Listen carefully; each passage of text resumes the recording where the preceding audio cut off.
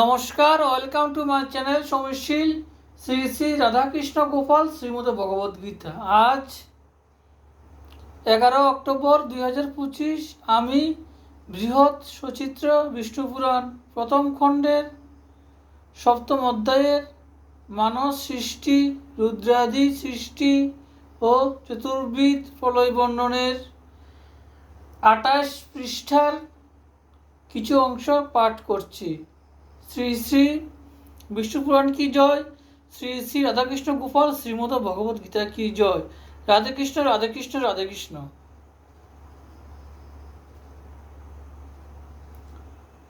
এই রূপে পদ্মাসন বলিলে বচন, রুদ্রদেব নিজ দেহ করে বিভাজন।